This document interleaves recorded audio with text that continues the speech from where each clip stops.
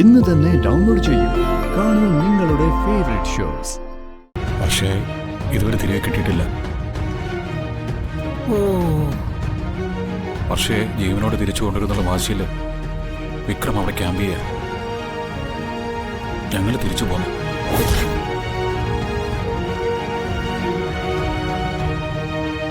വർഷ ജീവിച്ചിരിക്കുന്നോ മരിച്ചോ എന്നുള്ള കാര്യത്തില് പോലീസ് അന്വേഷണം നടക്കുന്നുണ്ട്. എന്തൊക്കെയായി കേൾക്കുന്നത്?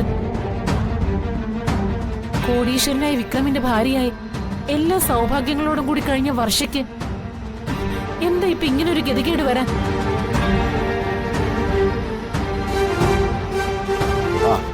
മോനെ, നീ എപ്പോ എത്തി? കേട്ടില്ലേടാ വിശേഷം? എന്ത്? വിനോദയാത്രയ്ക്ക് പോയ വർഷ കൊക്കയിൽ ചാടി ചത്തു മലച്ചൂന്ന്. പണ്ടൊക്കെ ദൈവം പിന്നെ പിന്നെന്നായിരുന്നു. ഇപ്പൊ ദൈവം കയ്യോടെ എന്ന് പറയുന്നത് എത്ര ശരിയാ? എന്താ നിങ്ങൾ ഉദ്ദേശിക്കുന്നത്? നിന്റെ പെങ്ങൾ ഹരിതയുടെ കുഞ്ഞിനെ നശിപ്പിച്ചത് വന്ദനയല്ലേ? അതേ വന്ദനയുടെ അനിയത്തിയല്ലേ വർഷ? അവളുടെ കുഞ്ഞും ഇപ്പൊ അവളും രണ്ടുപേരും പോയില്ലേ? ദൈവശിക്ഷ കൊണ്ടാ.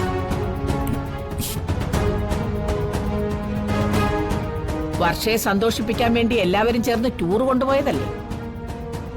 അവളിപ്പോ അസ്ഥികൂട പരുവത്തിൽ നരകക്കുഴി കിടക്കുക.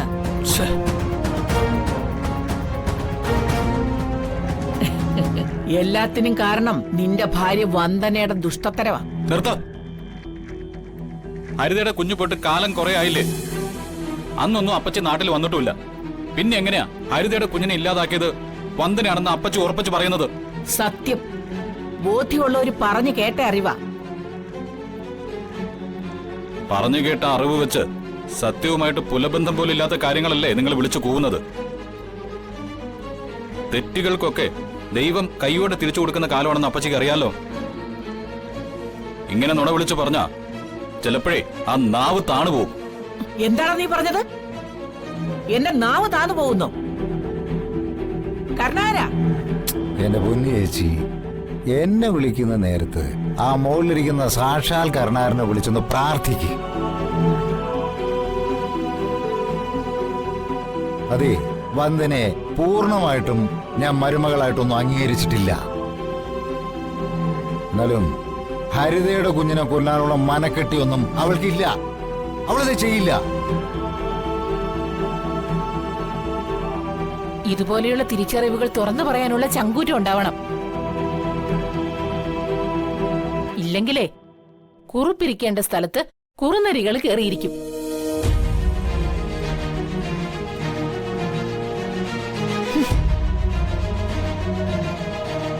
മനസ്സിലായടാ?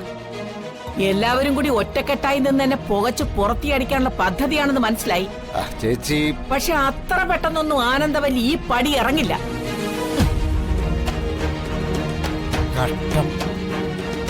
അച്ഛൻ ടെൻഷനാവാതെ. അപ്പച്ചിയുടെ പ്രശ്നം അത് മാന്യമായിട്ട് കൈകാര്യം ചെയ്യാൻ പറ്റുന്ന പ്രശ്നമല്ല. എനിക്ക് ഇപ്പൊ അച്ഛനോട് പേഴ്സണലായിട്ട് കുറച്ച് കാര്യങ്ങൾ സംസാരിക്കണം. നമുക്ക് അങ്ങോട്ട് മാറി നിൽക്കാം. മാനത്തെ കൊട്ടാരം